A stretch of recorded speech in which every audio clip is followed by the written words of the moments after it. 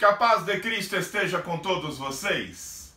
Mais uma vez, com prazer, estamos aqui no canal Grama Cristã para compartilhar a doce palavra de Deus aos corações dos inscritos neste canal em busca de uma palavra de edificação, de conforto e de confronto para as suas vidas. Espero que esta palavra te encontre bem. Hoje gostaria de fazer uso da palavra de Deus na carta do apóstolo Paulo, escrevendo aos Gálatas, a igreja da Galácia, no seu capítulo 6, no penúltimo versículo desse capítulo e também, efetivamente, o penúltimo versículo da carta. Está escrito: desde agora ninguém me inquiete, ou seja, ninguém me moleste, ninguém me crie dificuldades, ninguém me perturbe, ninguém me questione, ninguém me cause problema, ninguém me golpeie, porque eu trago no meu corpo as marcas, ou seja, as cicatrizes do Senhor Jesus. Amém? Meus irmãos, o apóstolo Paulo está bravo, ou parece estar bravo, mas na verdade, de fato, ele o está. Isso é praticamente e facilmente entendido quando nós olhamos o contexto da carta. Quando você pega a carta para ler do começo ao fim, você percebe que Paulo não está no seu normal, ele está bravo. Paulo foi aquele que fundou esta comunidade, esta igreja, na Galácia. Por conta da sua segunda viagem missionária, ele está passando pela região da Galácia, e lá ele sofre uma enfermidade.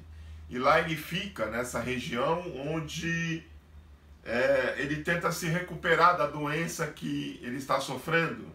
E como Paulo era a espécie de pessoa, de homem, que não podia ficar parado, ele, mesmo doente, aproveita para pregar o Evangelho. E pregando o Evangelho para aquela comunidade que ali está, acaba ali fundando uma igreja naquele lugar. Então ele prega, e depois que ele melhora da sua doença, depois de alguns meses, acredito eu, ele parte e continua a sua segunda viagem. Acaba a viagem, volta para Jerusalém, volta para Antioquia, e depois, na sua terceira viagem, ele teve 4, na sua terceira viagem, ele está passeando e voltando a andar pela Grécia, e aí ele recebe algumas informações de que o povo na Galácia, ou seja, os Gálatas, abandonaram o seu evangelho, aquilo que ele tinha pregado, os preceitos e os princípios que ele havia estabelecido naquela comunidade, e estavam dando ouvidos a cristãos judaizantes, para que eles pudessem, na verdade, estar sob o domínio da lei, sobre o jugo da lei. E isso, na verdade, deixou Paulo furioso, nervoso, porque ele havia fundado esta comunidade cristã cheia de amor, e agora eles estavam voltando para os rudimentos que não são os rudimentos de Cristo. Veja bem, Paulo, ele durante a sua vida, ou na maior parte da sua vida, foi muito difícil ele deixar esses mesmos rudimentos, esses mesmos fundamentos. Paulo é judeu de muitas gerações, filho, neto, bisneto, tataraneto de judeu. Então, Paulo ele cresceu aos pés de Gamaliel. Paulo ele cresceu para aprender a ser fariseu, tomar o lugar de Gamaliel como um mestre da lei. E se tem alguém que sabia quais eram os preceitos da lei, aquilo que a lei exigia, esse alguém era Paulo. Então ele abandona isso, ele considera isso como perda, ele considera isso tudo que ele viveu como esterco para ter ganhado Cristo. É claro que isso não aconteceu da noite para o dia, mas durante um período de tempo, Paulo ele foi abandonando o judaísmo e se apegando vivendo o cristianismo que Jesus veio pregar aqui, uma vida de liberdade no Espírito Santo de Deus. Não estou dizendo que isso foi fácil para Paulo, mas ele conseguiu se livrar das garras, das algemas, das coisas que o judaísmo trazia, para se prender à liberdade que ele tinha em Cristo. Então Paulo não se dobrava facilmente quando dizia-se a respeito de judaísmo, de crenças judaicas, de julgo da lei. Ele vai falando isso durante toda a sua carta, e a ponto de confrontar o próprio apóstolo Pedro e resistir-lhe na cara quando eles estavam numa comunidade gentílica, vivendo com gentios, comendo como gentios, e de repente chegaram alguns judeus de Jerusalém, e Pedro foi se afastando do grupinho de gentios e foi sendo coagido e vivendo no meio dos judeus, com a dieta judaica, e Paulo lhe resistiu na cara porque ele era repreensível. Como tu, sendo judeu, não vive como judeus e quer ensinar os gentios que não são judeus a viverem como judeus? Esse é o apóstolo Paulo. E ele deixa isso claro para os Gálatas. A vida que vocês têm que viver agora é uma vida na fé do Filho de Deus. Viver da fé não era algo novo, mas era algo revolucionário. No Antigo Testamento nós temos uma referência sobre fé, lá no livro de Abacuque, quando Abacuque ele começa a questionar Deus no começo do livro e no meio do livro. Ele passa, na verdade, o livro inteiro questionando Deus sobre as coisas que está acontecendo com o povo de Deus em Jerusalém. Por que que veio o opróbrio? Por que que o inimigo veio e consegue uma vitória sobre o povo, consegue destruir os muros, consegue queimar o templo, consegue acabar com a vida religiosa judaica? E Abacuque tem muitas dúvidas e ele questiona Deus durante o livro todo. E quando Deus finalmente responde a Abacuque, ele responde com uma frase simples e curta: Abacuque, o justo viverá da fé. É assim que tem que viver o justo. E Abacuque demora para entender, mas finalmente compreende o propósito de Deus para com a nação, o propósito de Deus para com o povo, o propósito de Deus para com ele mesmo. E no final do seu livro, Abacuque consegue cantar. Veja, começa o livro questionando, mas no final Abacuque começa a cantar e a dizer: porque ainda que a figueira não floresça, nem haja fruto na vide, ainda que decepcione o produto da oliveira, ou o produto da oliveira minta, e os campos não produzam mantimento, ainda que as ovelhas da malhada sejam arrebatadas e no curral não haja gado, eu, todavia, me alegrarei no Senhor e exultarei no Deus da minha salvação. Abacuque finalmente entendeu que o justo viverá da fé. Paulo também demorou, mas entendeu isso, que o justo viverá da fé. E foi essa fé que ele pregou na igreja da Galácia.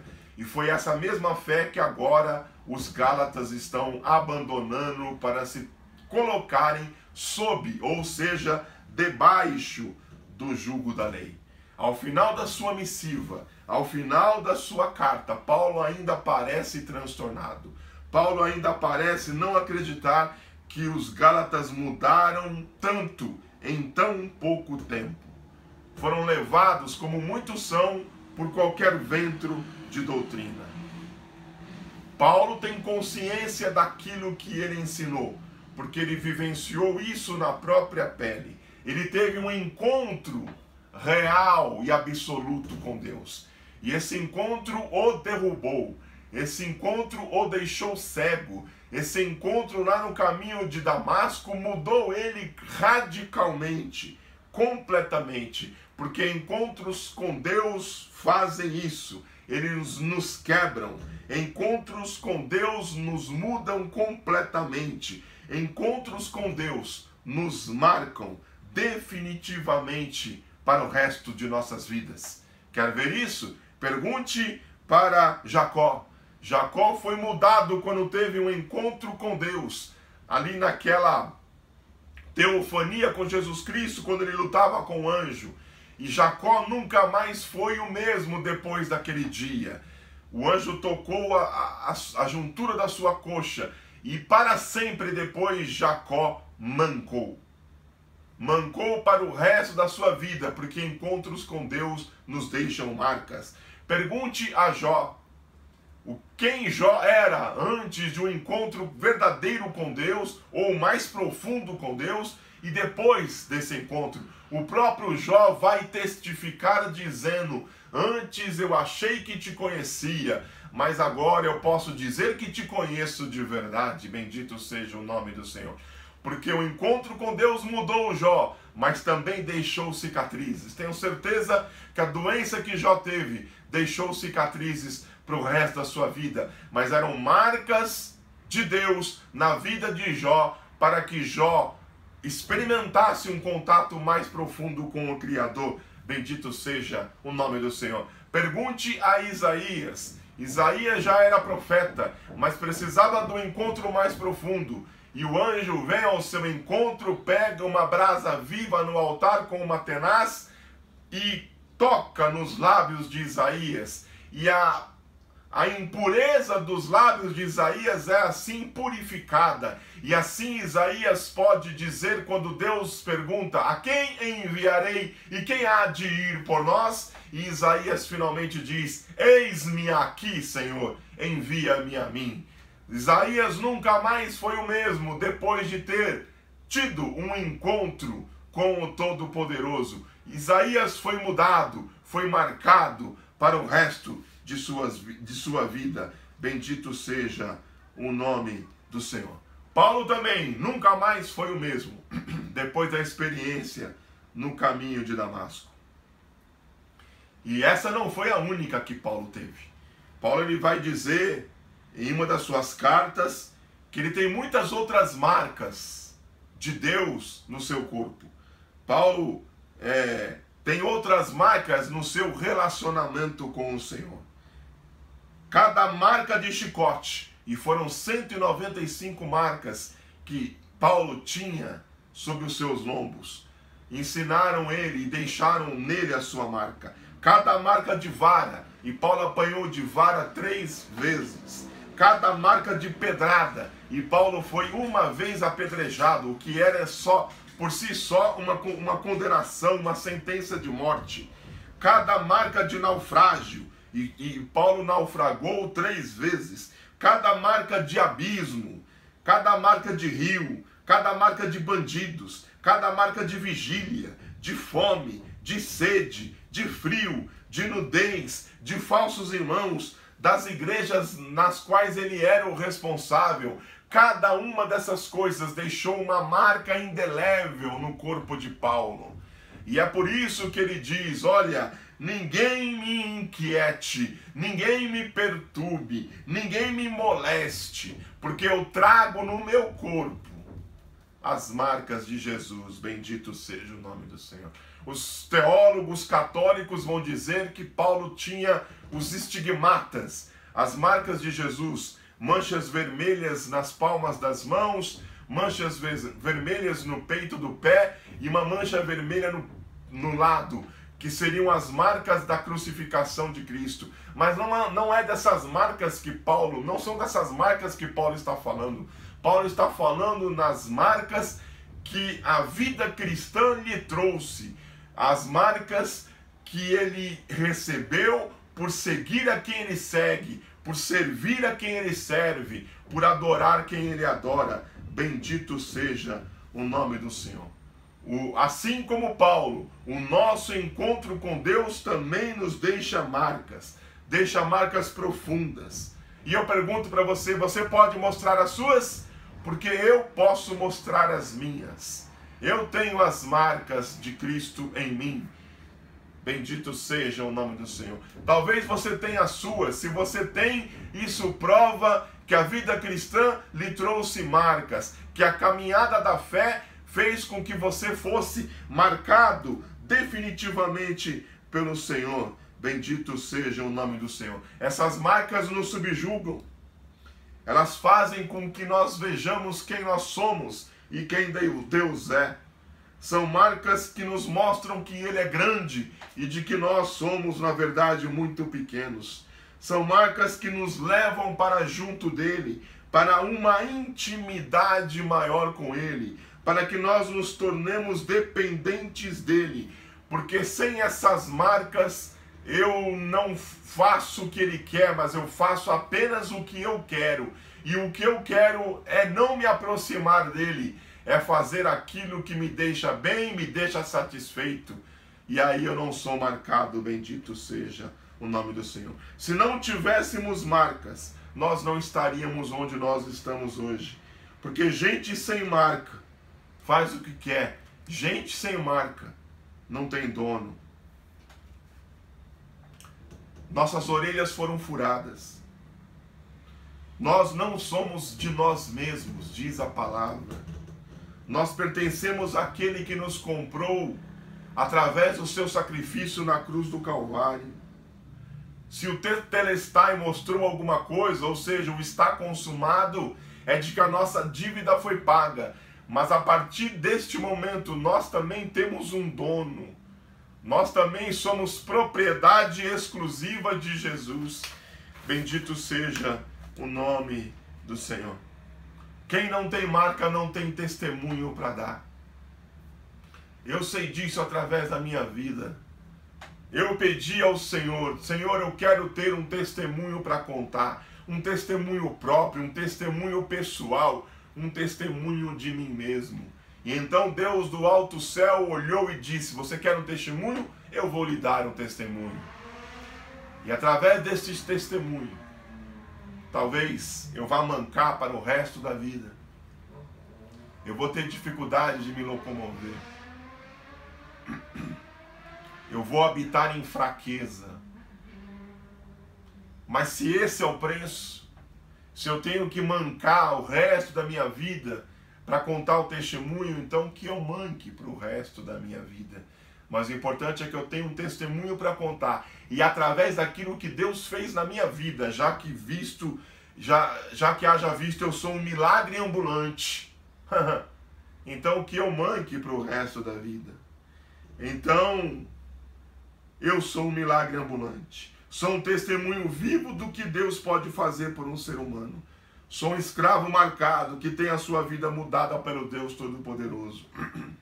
Se mancar é o preço, então que eu manque para o resto da vida, se Deus não se agradar em me curar completamente. Se chorar é o preço, então continue chorando, meu amado irmão, minha amada irmã. Se a dor é o preço, então que continue doendo, para você estar sempre aos pés de Jesus. Se estar de joelhos dobrados perante Ele é o preço, então continue nessa posição que Deus tem te colocado. Bendito seja o nome do Senhor. Porque crente que não tem marca, não tem testemunho para contar.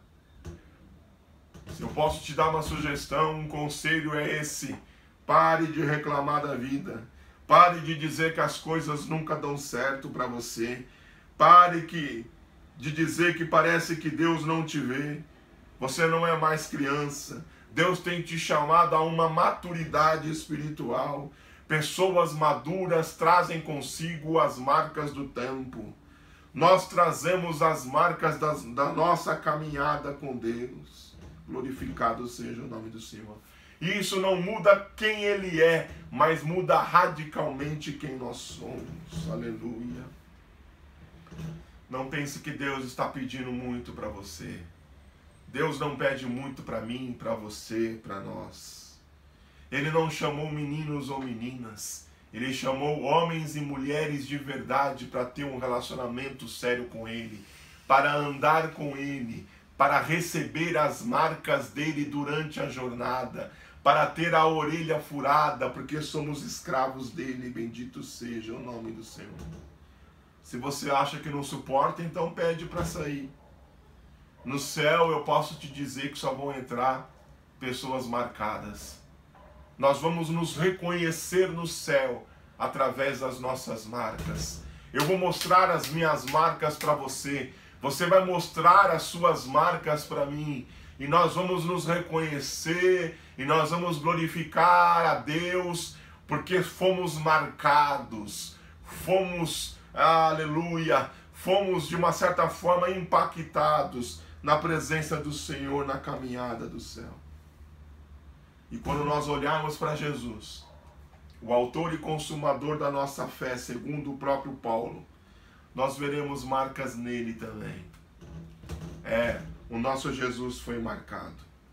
Marcas em suas mãos, marcas em seus pés, marcas em seu lado, marcas de amor, marcas que ele recebeu por amar a cada um de nós. Jesus não pede para nós algo ou alguma coisa que ele já não tenha feito antes. Se Jesus quer deixar as marcas dele em nós, isso é porque nós já deixamos as nossas marcas nele também. As marcas de Deus em nós são marcas que nos levam para uma intimidade maior. As nossas marcas em Jesus o levou à morte, o levou à cruz, o levou a perder a sua própria vida. Bendito seja o nome santo de Jesus. Essas são as marcas que ele quer nos deixar.